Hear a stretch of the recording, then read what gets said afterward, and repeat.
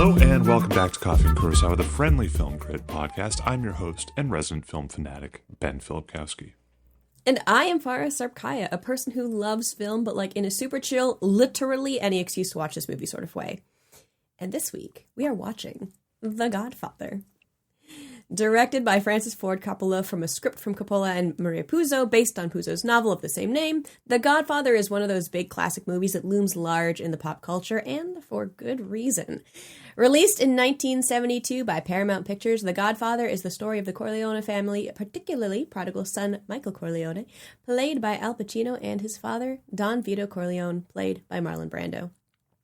The movie tracks Michael's gradual descent into the world of organized crime and the toll this life has had on Vito and the family at large. It's very much an allegory, and we'll get into that, but it goes without saying, if you don't want to be spoiled on this 60-year-old movie, pause the episode, go watch it. And honestly, if we've inspired you to pause and watch it again, I don't blame you. We will wait. So Ben, seeing as this is the second time we've recorded a Godfather episode, this is obviously not the first time you've seen this movie, but tell me about how you feel about this truly iconic piece of film. Yeah, this is definitely not my first time watching this movie. I think I have mentioned on here before that part of the reason I am a total film geek is when I was 15, I got really into classic movies. So over the course of one summer, I watched everything I could get my hands on, including the Godfather trilogy. And I've seen this movie a few times since then, and most recently last year, when we first watched it for our very first podcast episode that we never released because it was like 4 hours long, and that was only half of the movie. Yeah, a lot has happened since that particular viewing and this one, and including the fact that I watched the documentary about the making of the most recent Francis Ford Coppola movie, Megalopolis. And I have to admit, that has kind of soured me on what is genuinely a classic movie. Oh, no. Yeah, I think like some context notes, I suppose. I rewatched this a couple nights ago. I rented it on 4K on Apple TV, and in 4K this looks gorgeous. I know it's not the same as like watching from a disc in 4K, but it was still great. The lighting remains one of my favorite aspects of this movie, and it feels very inspired by like chiaroscuro techniques from the fine art world. I love the layers of light and shadow and the way that they kind of play with the colors there. The TV I watched this on handles dark tones beautifully, so it was an absolute treat for the eyes. And, you know, thematically, content-wise, God, did I just describe a movie as content? Oh, yes, I don't like that. You sure did, man. How in dare terms you? of Get out. The Leave content of this film is what I mean to say. I think this is still a really great story, and it's a really well-made movie. I think what really stood out to me on this viewing is that like this is really built on the backs of the actors and the performances. I think as visually impressive as this is, and as like grand the kind of like sweep of American history is in this movie, I think this is really something that is about the people and a family, and I think that as a result, it kind of transcends a lot of those like New York gangster movie tropes, and that stuff is here, to be clear. Like it's not like it's not present, but it's not the only note that this is hitting. You know, like that's kind of like one note in a larger chord, which is kind of fun to realize. There's a real humanity brought to each character through the actor's performance. And so all this being said, I did kind of leave this rewatch feeling kind of cold. I think the scope of this movie, like I was just, the scope of this movie for me gets a little rickety, especially towards the third act. It's big and grand, and yet also very intimate. And it's an intimate portrait of a family, like I was saying. And I think that there's kind of a gulf between these things that becomes really apparent once Vito exits the story. And that might be like a deliberate thing. That might be an effect that they were going for. But obviously the family in this kind of gradually falls apart. What remains of the family by the end is kind of a broken mess. But I think that like the movie, there's a bit of like a hollowness to it in that third act. And again, maybe that is totally deliberate. Maybe that is what they're going for. Maybe that is maybe that is the read that I should have on it. Maybe I'm having the intended result, but it leaves me feeling a little cold. And I think it's kind of tough to watch this now, especially having watched that documentary, which is called Megadoc. Mm-hmm. Because boy, I think that Coppola is an incredibly talented filmmaker, but watching that documentary kind of colonized my brain with ideas that I'm then bringing to this reading, where it's like, oh, he's always had some of these bad tendencies and habits. They're just balanced out by other things this early in his career. But we're not talking about Megalopolis. We're not talking about the Megadoc. We are talking about The Godfather. And I think it's a good movie. I think this is probably a good point to jump in at with like talking about the family, talking about its depiction of the family unit, specifically like a very particular culture in a very particular time. The way that it focuses on masculinity, it touches on the immigrant journey, and hey, there aren't that many women in this movie. Sure not. Yeah. Like God, part of what I loved about this movie growing up, and still do to a certain extent, is you wouldn't know it from my name, but I am half Italian. My mom was born in Italy, and a lot of this movie, particularly for an immigrant family like mine, where we didn't really have a lot of Italians other than the family that we saw once a month, because where we lived with, it was all like white people, if you will. It gave me this very distinct sense of familiarity of, oh yeah, that's what my family is like. Like, sincerely, that is what my family is like. Less the mafia part. We're not, anyway. And this very sincere, I mean, they dial it up obviously because they are the mafia, and so they never say the word mafia. They are an organized crime family, and they have a lot of money and resources at their disposal. And so everything they do is bigger and grander and whatever. But that said, I've been to some Italian weddings. We don't cheap out on weddings. You know what I mean? So like the way that the film portrays the relationships between people, the head of the household, the head of the family, the roles of women and the roles of everybody in upholding family value, in upholding the structures that keep us all safe and together is very familiar to me. At the same time, that story of like, these are people that a lot of them have just come from Italy, or their parents just came from Italy, right? And so Michael Corleone is one of those folks who is stuck between these two worlds of the family is Italian from Italy and they came came to America, whereas he is of America. And so balancing that journey is so challenging in a lot of ways. And I feel like despite the lack of women, and this gets into the fun political discourse that is going to creep in inevitably, there is a very clear definition for me in this film of what masculinity is, and it's not feminine. It is not existing as a negative. It is existing as what masculinity looks like, which is there's care, there's affection, there's a gentleness there that they really underscore through the relationships that they show. They show how men are displaying love and care for the family, how men are the ones in the kitchen, and how, like, it just is such an interesting microcosm of culture and a moment in time of what that meant. And I love it. I love it so much.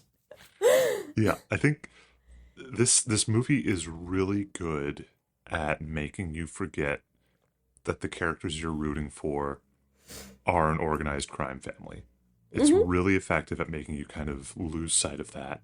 Even the characters' kind of like worst moments are kind of defined by love and care for their family.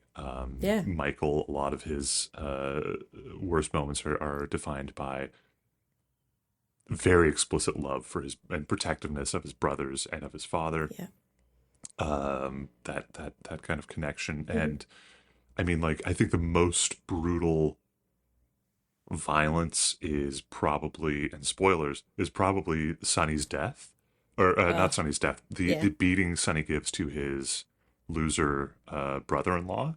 Oh, that's I a good think one. Yeah. that's like that. It's arguably more harrowing than the depictions of domestic violence that we see, which I'm not trying to diminish those, but like, man, that fight just goes on. That beating just goes on, hmm and it's just in the middle of the street, and no one interferes, no And one the Foley intervenes. is Yeah, aggressive. it's Yeah. and I'm not like, I am not a squeamish movie watcher by any stretch. I have.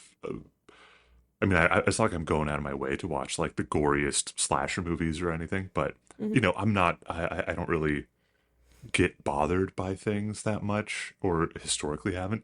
Um, and that I watched this last night. I was like, okay, I'm fast forwarding through this. I need to skip to the end of this fight. So good. A, because I've seen it, and B, because it was hitting. It was just hitting the taste buds a little differently this time around.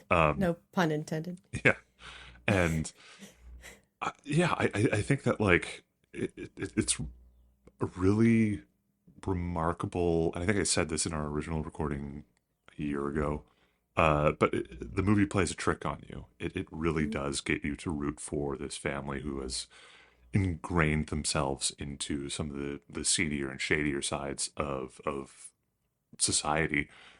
Um, and yet there's also still a nobility in Mhm. that as well. Like, if we want to talk about like the patriarchal, benevolent patriarchal energy that Vito has, yeah, he's the godfather. He is the head of this organization.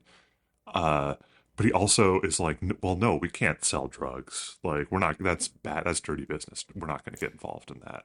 Um, Well, I think it's important to note that in Catholicism, the Godfather is more than just it's not, it is using the Godfather yeah, yeah, as the actual definition of the role, which is you have your father, your parent, and then your godfather is like your spiritual secondary. Like, if you don't want to go to your dad about something, you go to your godfather about something. If something happens to your dad, your godfather takes care of you. Like, it is mhm, an actual very serious role yeah, that, that he takes very seriously for his entire community. oh yeah, And like, I do want to also point out before we stray too far from that beating scene where Sonny just destroys his brother-in-law, is that when we talk about toxic masculinity, when we talk about, men policing other men for being bad people, this is actually like kind of a good example. I mean, it is an exaggerated example, obviously, yeah, because it is a crime family and because it is very violent. I do not recommend you go beat up other people. But also, he is policing his community to say, we do not accept you beating up women. yeah, Like, yeah, there is that uncomfortableness of the 1970s, 1950s yeah, era of like, okay, slapping your wife, that's fine. But he's beating the heck out of his wife. Like, to quote Jimmy Carr, that's your wife. You don't do that. yeah, And like, that is internal policing of what is expected of men to mhm, take care of and protect your family. And he's not doing that. So yeah, he suffers the consequences at Sonny's hand. Like, it's on the one hand, yes, very violent and you don't want to promote violence, blah, blah, but also it is that very clear definition of masculinity and ruling and controlling the family internally. So, mhm, you know. yeah. Yeah, I think also like there's also that scene. This is one of our first encounters with Don Vito Corleone, and he's kind of holding court, so to speak, at his daughter's wedding because we are informed that anyone can ask a favor of him on his the day of his daughter's wedding, Mm-hmm. and he has Johnny Fontaine, who I think some interpretations have pegged him as a thinly veiled stand-in for Frank Sinatra. Mm-hmm. There's a whole story and whole not controversy. There's a whole saga around the making of this movie Mm-hmm. that Sinatra, his name gets involved in it at some point. Anyways, and Don Vito is listening to this guy being like, "Oh man, I can't. I'd be perfect for this movie role, but the guy won't cast me, and I don't get it.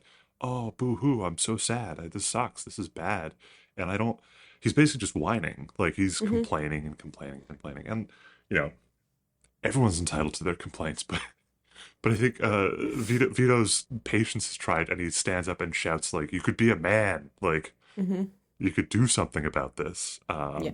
And I think that scene kind of stands out to me because it is kind of like there's an expectation of behavior, Yes. and yet not necessarily a toxic one. I Yeah. mean, I think that I certainly think that I've read and seen some reactions about like the depiction of masculinity about this that does sort of flatten it, and but it is really fascinating watching this in contrast to like some of the other kind of mafia movies that come after. Like Goodfellas in particular is an incredible movie, but has a Mm-hmm. very different take on the behavior of the Italian American mob and Yeah. Italian American organized crime. And you could argue also that this is an idealized portrayal of it in The Godfather because there again, there was a lot of drama around the making of this movie. Mm-hmm. They had to kind of assuage I cannot remember the name of the organization, but there was basically like an anti-defamation league from the Italian American community that did have very strong ties to the mafia. That was like, you can't depict us like this. That's not fair. And Yeah.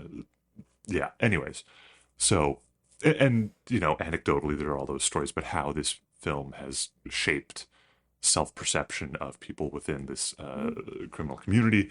Anyways, all that to say, like, remarkable depiction and remarkable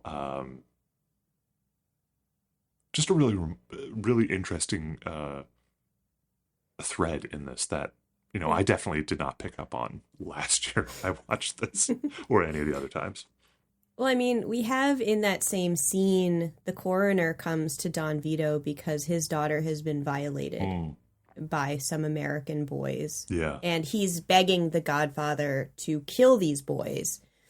And the Godfather says, well, your daughter is still alive, so I can't, because that's not fair. They didn't kill her, so I'm not Yeah. going to kill them. But don't worry, we'll take care of it, and they'll never do it again. You know what I mean? Yeah. And so you have this sense of justice and temperance within the politics of how they operate, which the Don, and we'll talk a little bit about this, later, as this figurehead that, again, this the spiritual guidance of this is the law, the rules of how we conform to this new land while still maintaining our culture and beliefs and all of these things, around what fair is, right? Hmm.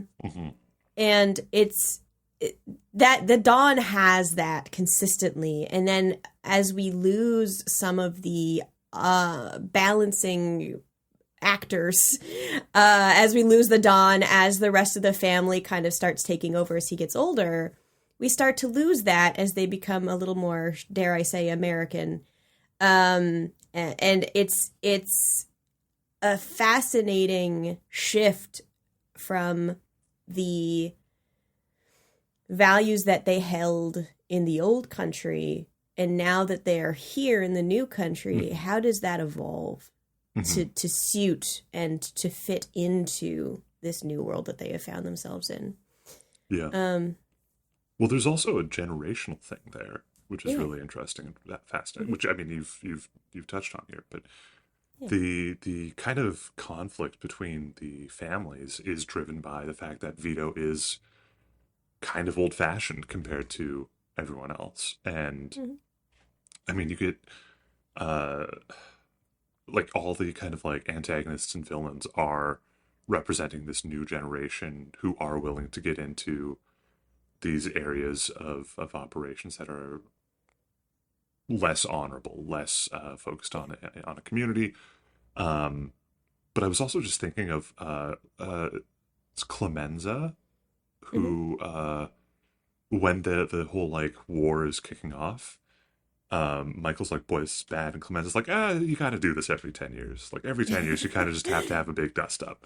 And Yeah. there's this kind of like interesting generational thing going on where like they have the long, like Clemenza and Vito have like the long view of things, and they're able to say like, okay, well, like, yeah, we'll do this because this is a thing that has to happen every so often, and it's not gonna be great, but you know, which is also kind of like weirdly tied in with that very I hate to say it, I guess a trope of like guys get in an argument and they'll just punch each other and be good. It's kind of like a weird take on that almost. Like, we just got to have a mob war for like 6 months and everything will be fine. Everything will blow over. Yeah. Yeah. Incredible. I think the last scene that I really want to touch on before we do a bit of a pivot is truly one of the most iconic, quotable scenes in this film, which is leave the gun, take the cannoli. And the way this comes about is Clemenza is picked up at his house.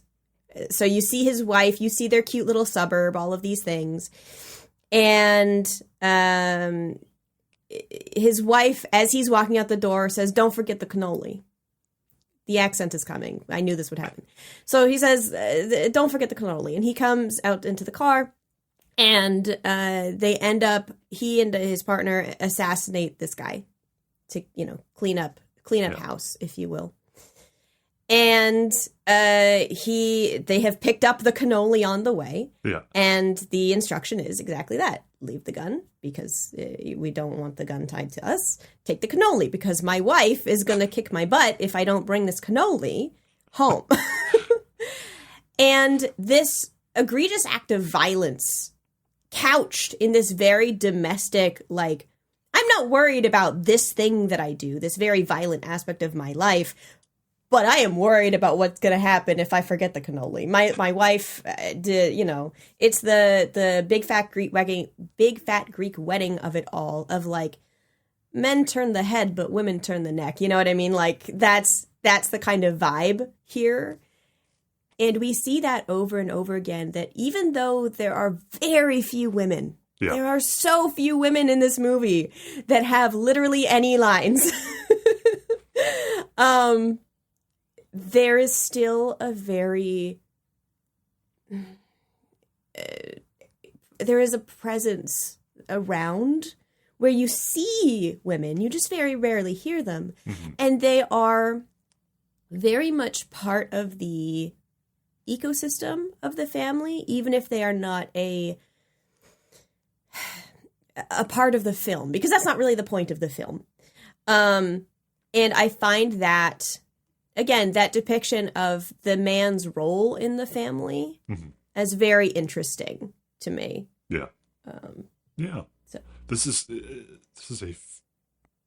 I don't want to say fascinating because that makes it seem like this is like an anthropological study. It's not. This is just a really interesting depiction of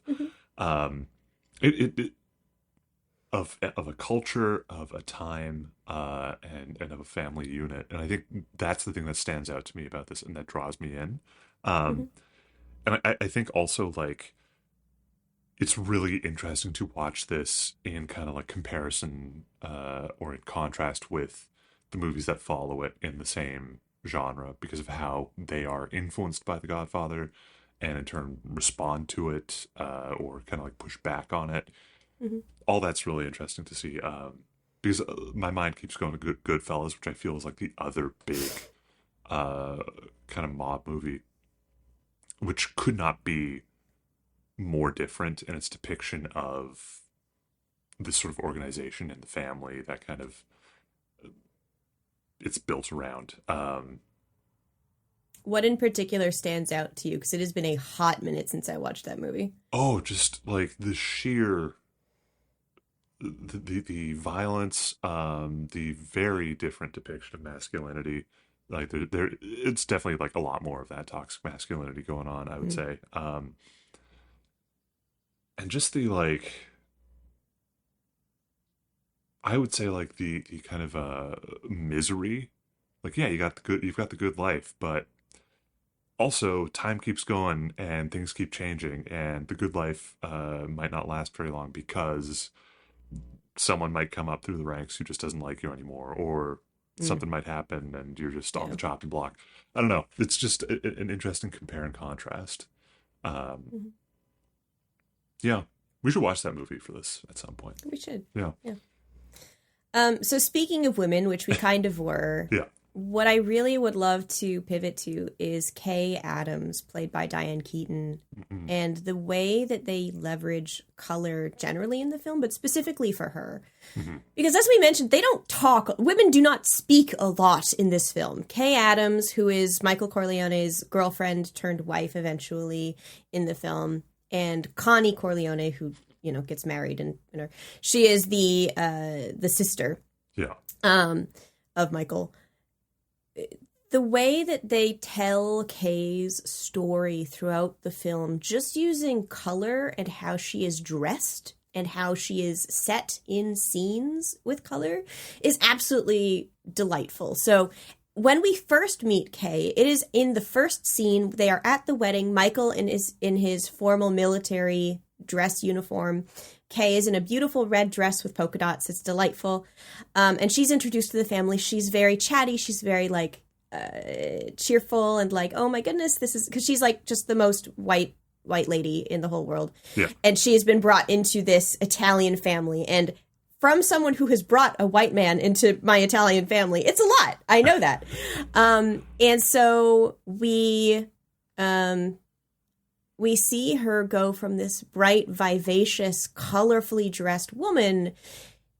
And by the time we get to the next time we see her, her clothing is a little less colorful. And then she's just wearing a belt that is that red. And then by the very end, she is in beige, and the only red in the scene is a lamp next to her. mm-hmm. And that's it. And we see how much she has lost of herself within this family as she has become deluded to be part of this community. And it is not pictured as a good thing because she has lost so much of herself. And I just really adore things like this. Like they do the same thing in Coraline with like the magic being these blues and greens, and like and so many movies do this. This is not unique to this. Yeah. But it's so stark and obvious in this that maybe it's a little heavy-handed, but I really like it. So I think the first time we watched this, you hadn't noticed. Yeah, no, I distinctly remember that. Yeah, I had not noticed that. But like it's one of those things where once it's pointed out to you, you're like, oh yeah, okay. And it's really interesting because it is kind of like you're saying, that energy being drawn out from her, being sucked out from her, and it's red. It's the color of blood. This is like draining her life force in some ways. This family and this relationship, especially as it's kind of things start to go south. But it's also like in lockstep with how deep Michael is in the family, and so in many ways, like Kay acts as the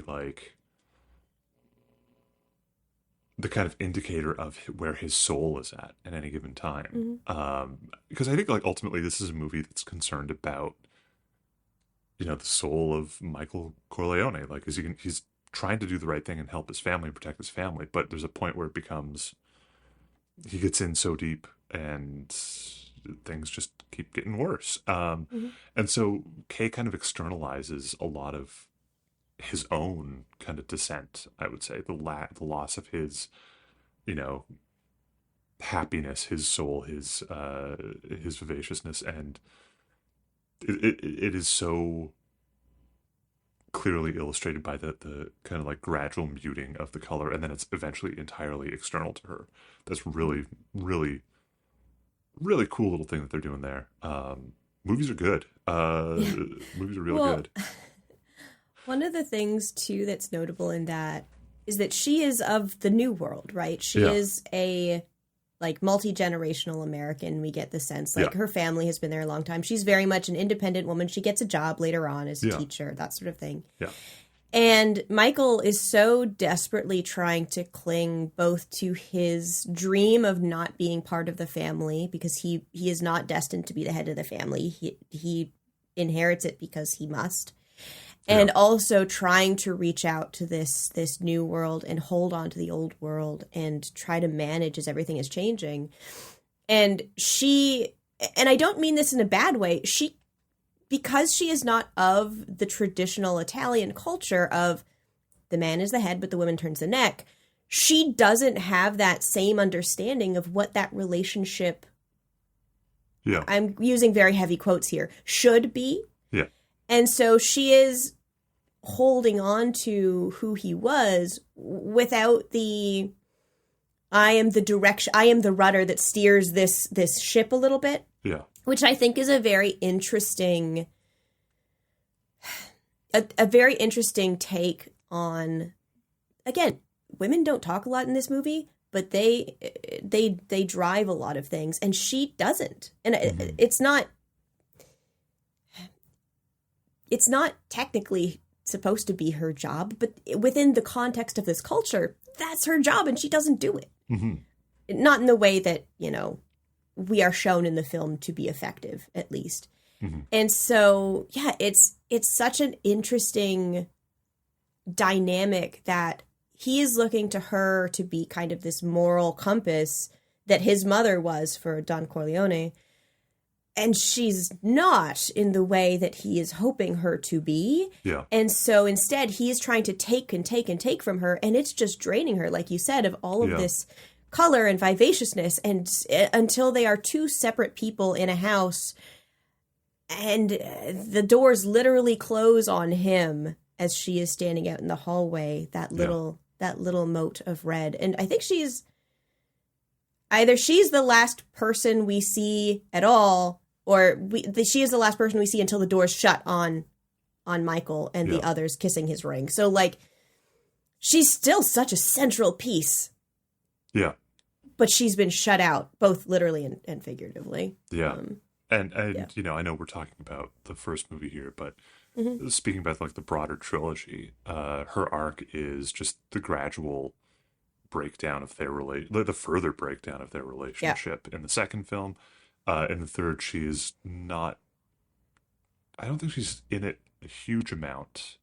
No. I think she briefly shows up, but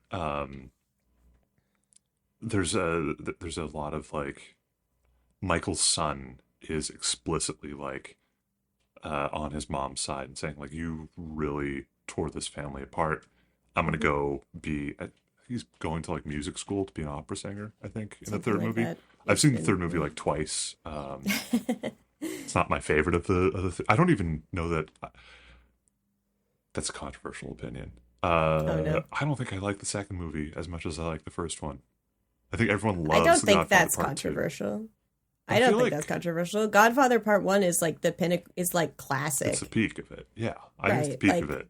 But I think that there are a lot of people who love Part 2. I feel like maybe it's like a really vocal contingent of, like, movie lovers who are like, Part 2's the best one, and they just kind of dominate the conversation. I don't know. I think the first one's the best. Yeah. I mean, I would agree with that. Yeah. Obviously. So that's why we're here.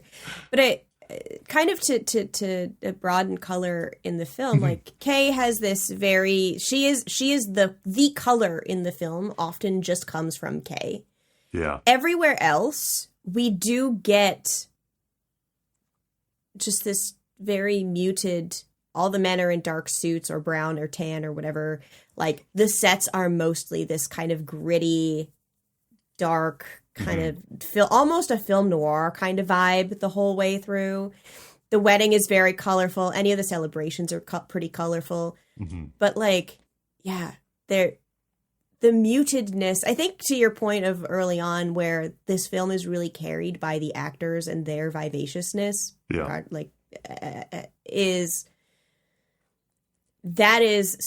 like, they pop because the rest of the film is just visually dark. Well, yeah, and that kind of comes into the I was talking about, like, the light and the shadow, and I think, so we have a couple TVs in our house. The TV I watched this on, we picked out specific. I should say Rachel, my wife, picked it out because it had like the best dark tones of the ones that we were looking at. And man, it paid off watching this the other night. It was real nice to watch. Nice. Like you just see that kind of like gradual shift into darkness that they do on the screen so well. Deep shadows.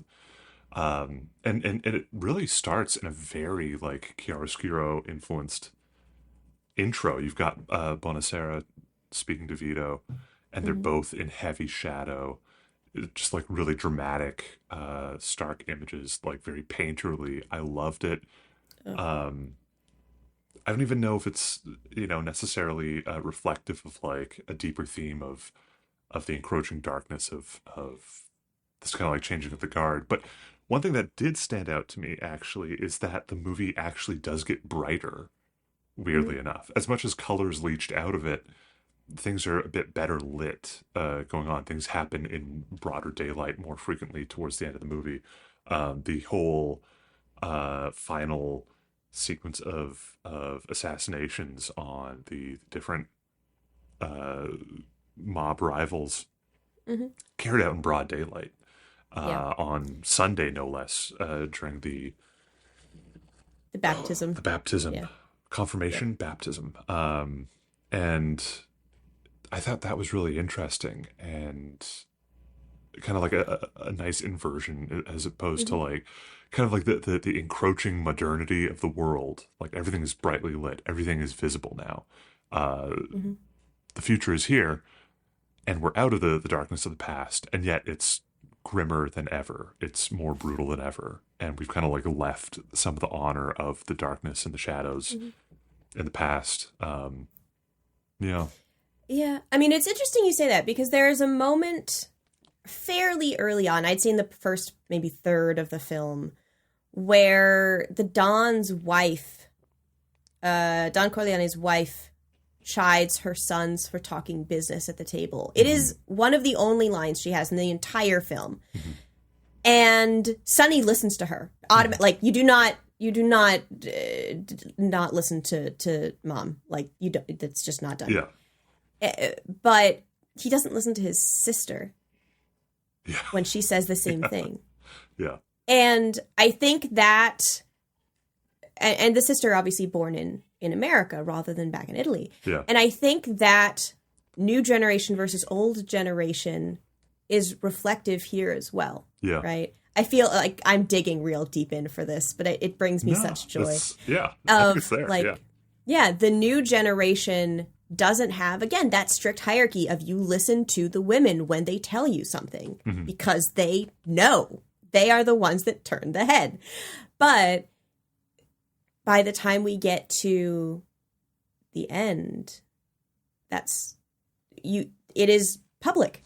Yeah. Because at the dinner table, you don't talk business because that's public time. That's family time. That is sacred. At the end, he is assassinating people on the day of his nephew's baptism. Yeah. Is nothing sacred, Michael? What are you doing? And that's literally, like the full inversion from the beginning where the Don is having these conversations of you come to me and you ask for favors on this day of my daughter's wedding because I am celebrating and all of these things. And this is a happy day. Yeah. But he's doing it in shadow because that's business. Yeah. You don't talk about business during family time. Yeah. And this, so. Yeah. Yeah. It's really, really interesting and really cool to see how they kind of play with that. A thing that does pop up, is my last note on color, oranges.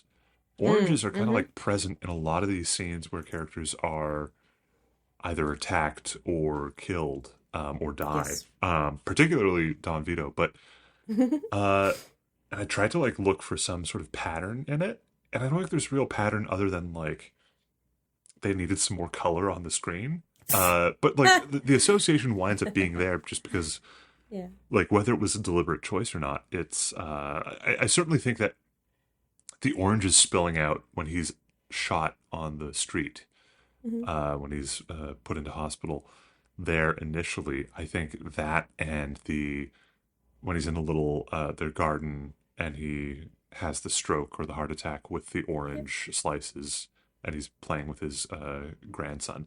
I think that's a deliberate mirroring. I think they're like, obviously both times he's been, you know, I mean, both these near death experiences and this death experience, it's meant to be like a, hey, remember this thing? Here's a little visual reminder.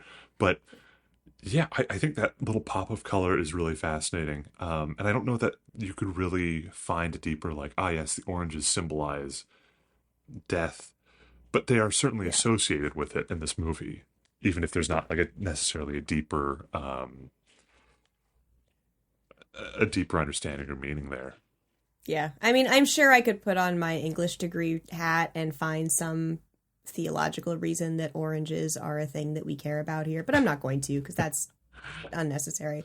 But yeah, the continued through line again of color popping in various places to signal something is happening, signal something is going to happen, blah, blah, blah, it delights me. It brings, it's just so good. Yeah. Have you seen The Departed? Yes. Yeah. Have you noticed the visual indicator of death in that movie? I want to say yes, but it's been a minute since I've seen the movie. So yes. Every time a character is about to die, there's an X somewhere in the frame. That's nonsense. It's true. It's like, and it's one of those things like you were talking about, like my thing with the like, oh, red, yeah. Duh, why didn't I see that? If next time you watch The Departed, just watch for X's in the frame. And incredible. Yeah. To the point where like the final death in that movie, it's hilarious because like a character's walking in a hall and you're only seeing them from the shoulders up, and like right before they go into this room, it like the shot cuts back and you see these X patterns on like the carpet or something. No. That's that's so fun. I love stuff like that because it feels like as the person making the thing, you were just like, okay, where can I hide the thing? And I think that so like I just bring that up as like a contrast to that, like the oranges in this movie I think is like a happy accident versus like Marty Scorsese being like, and put an X in the frame every time. Oh my goodness. So good. Speaking of intentionality. Well, I think one thing that we've been talking a lot about here is that we've been talking a lot about the kind of like the role of the ensemble in this, I think, in certainly with relation to the cast. And I think for me, the big focus of this is that theme of family, and that idea of like the family at the heart of this. But I think that The Godfather in particular, and Francis Ford Coppola as a filmmaker in particular, really gets treated as like an auteur, as the ultimate source of authority on a film set, on the intent, the artistic intent, and the choices made.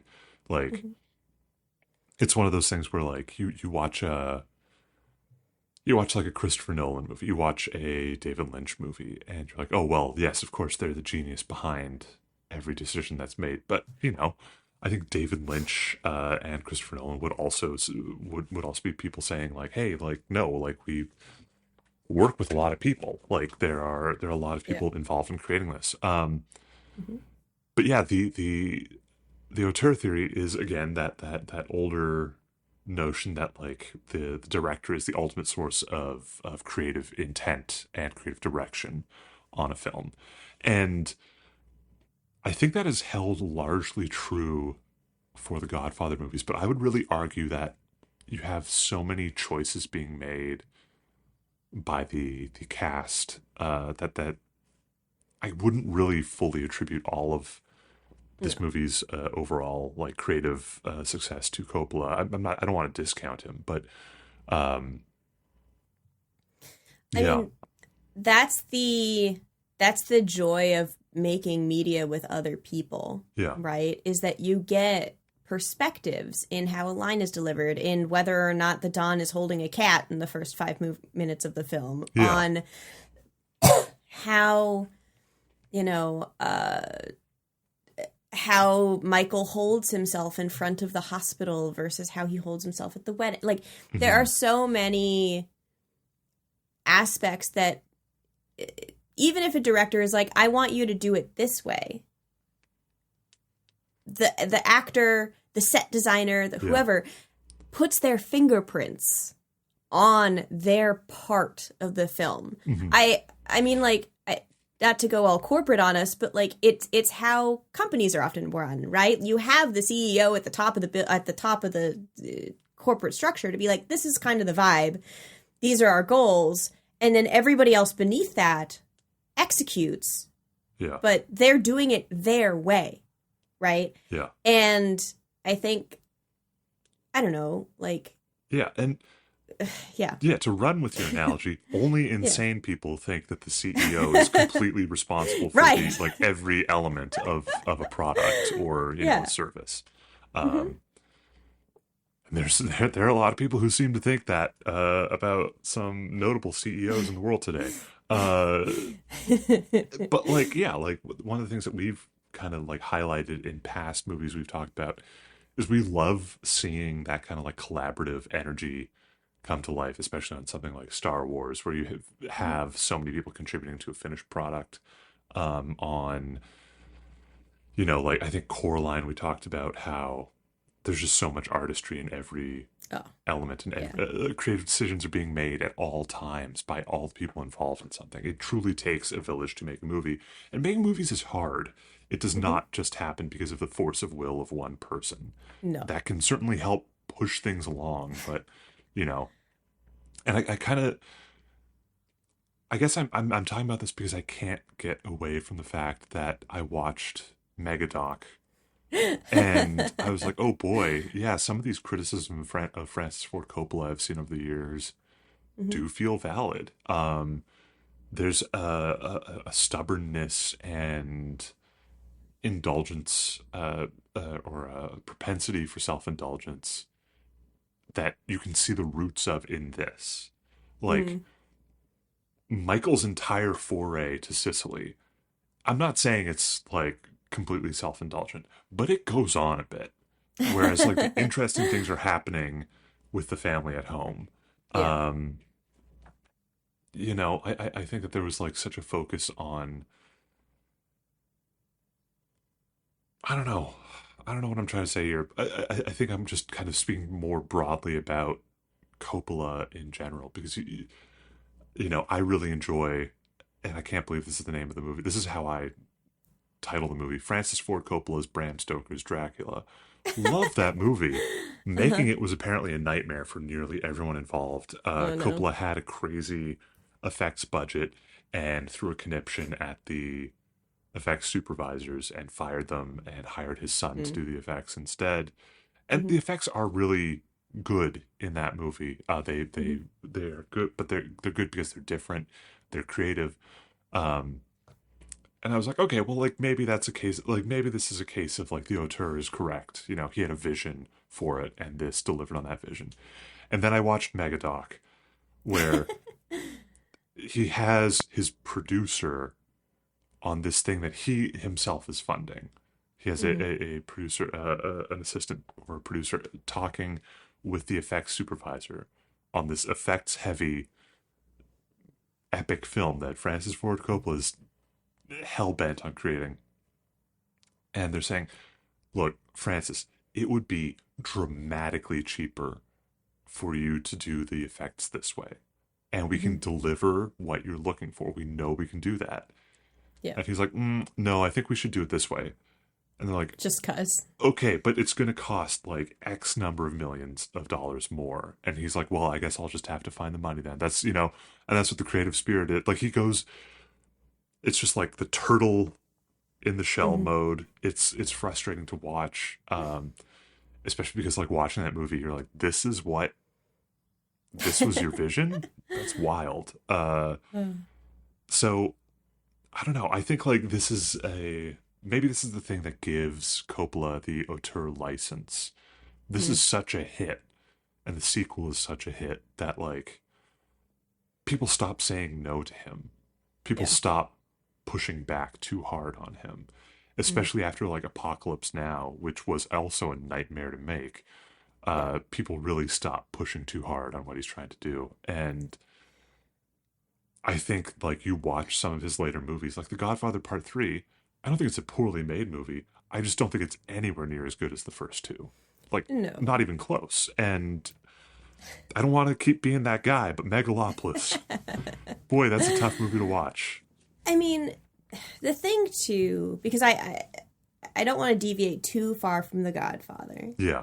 Is that now that it's here, now that it's, what, almost 60 years old, give or take, because it was made in 72. Yeah.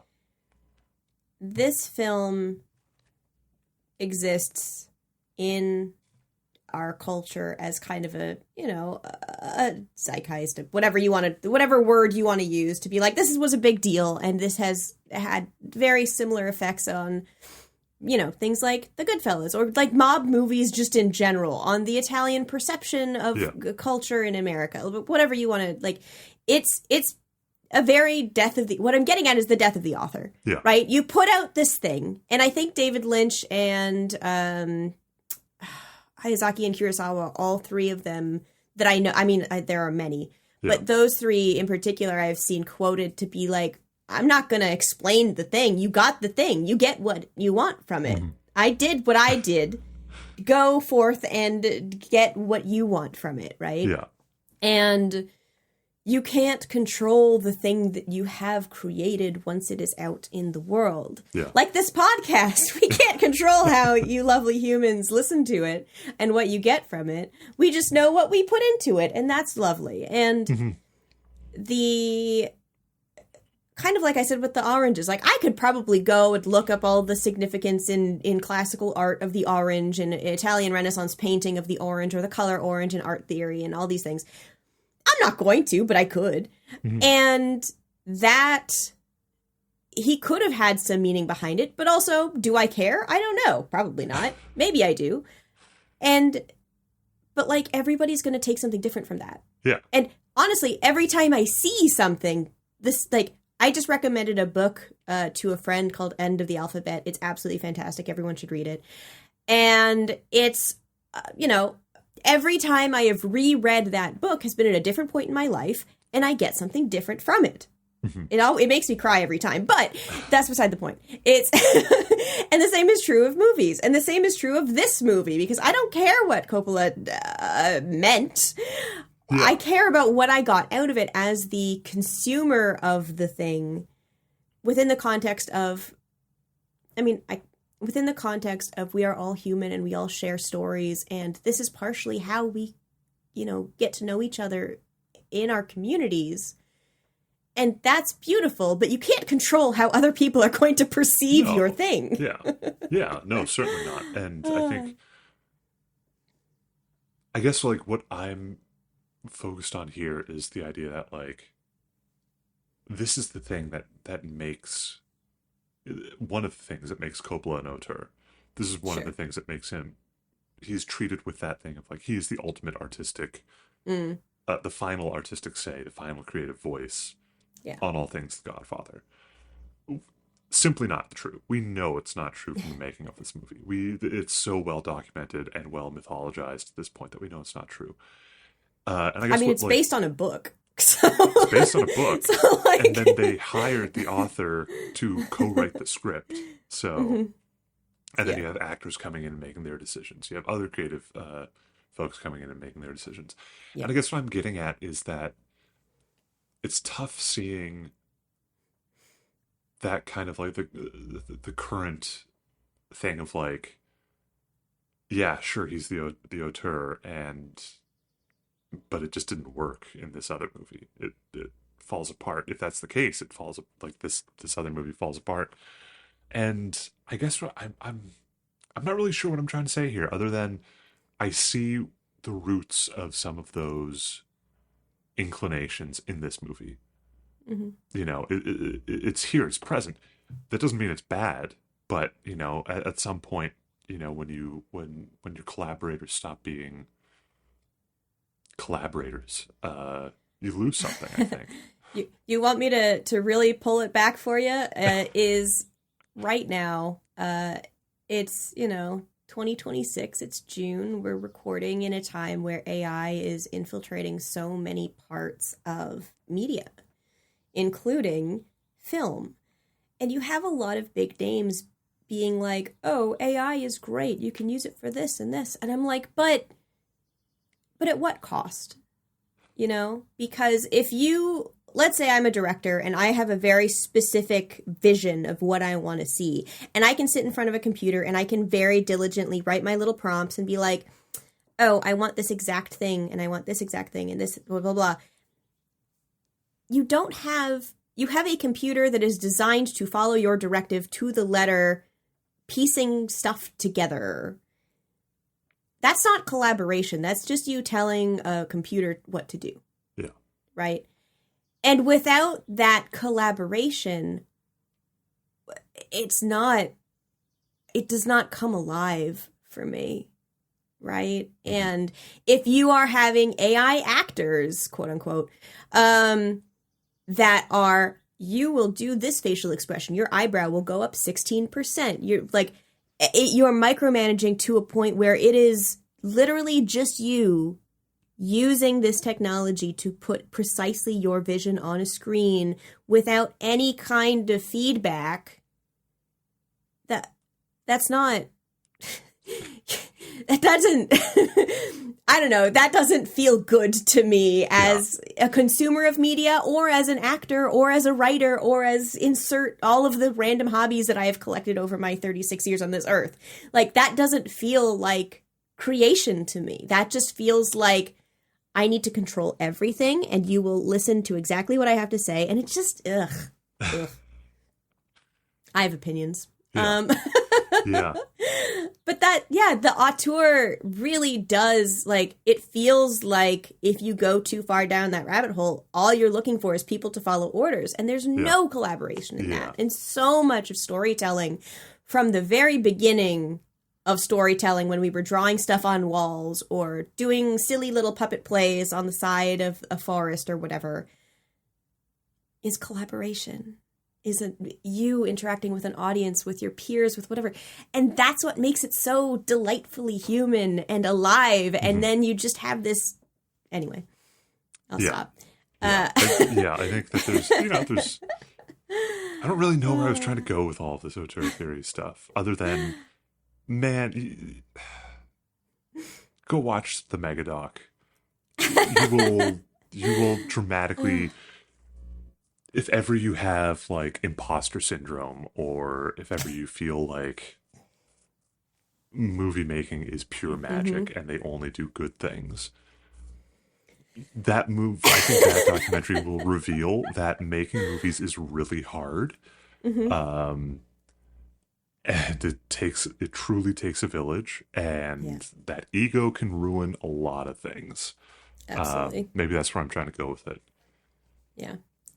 But this movie's still good. Yeah. Yeah. What else beside this documentary would you like folks to watch if they liked The Godfather? You should go watch Goodfellas. We've talked about it plenty. It's Goodfellas is a really good movie. I think that The Godfather and Goodfellas loom large in pop culture, especially around crime movies and mob movies, and for good reason. They're really well made. Yeah. They're really influential. But I think Goodfellas becomes a really interesting companion piece to The Godfather, just in terms of it's produced 20 years later. It is a very different take on stories. It's based on a true story. It is. It's full of incredible performances. It's equal parts caricature and stark portrait at times. I don't know. Really good movie. It's up there. But what would you recommend, Farrah? I would recommend the rest of the series. Just because I like 2 more than 3, but for completion's sake. I don't know. I enjoy the seeing the evolution from 1 till 3. I would also recommend Tinker Tailor Soldier Spy, because it not only has a very similar like noir aesthetic, but I think it also has a very similar look at masculinity and social responsibility of people in their community and stuff, which is a weird take, but we talk a little bit about it in our Tinker Tailor Soldier Spy episode, but really, truly. And then also, you mentioned it, so I'm going to say it, Departed. Yeah, The Departed. It's a very good film. It's a very dramatic, it's long, but it's a good movie. And it, again, has a very similar and different look at what community means to us and what a Godfather type presence in a community does to a community, which is very interesting to me, and loyalty and all that stuff. Mm-hmm. What you can also do is find us at Patreon as Coffee and Kurosawa. You can also find us on Blue Sky and Instagram as Coffee Kurosawa Pod. You can find me on Blue Sky, Instagram, and Letterboxd as Farrah Sarpkaya, and at sarpkaya.ca, where I lend my voice as a voice actor. Ben, where can the people find you? Yeah, I'm on Blue Sky as at the Benjimon, and on Letterboxd as at Benjimon. And as we close, yes. As we close, I don't know how to close this one. I don't have any clever witticisms. Just make sure you take the gun and leave the cannoli. I don't know if you need anything else. Take the podcast and also take the cannoli. Yeah. And then take more cannoli, because you deserve it, dear listener. You deserve it.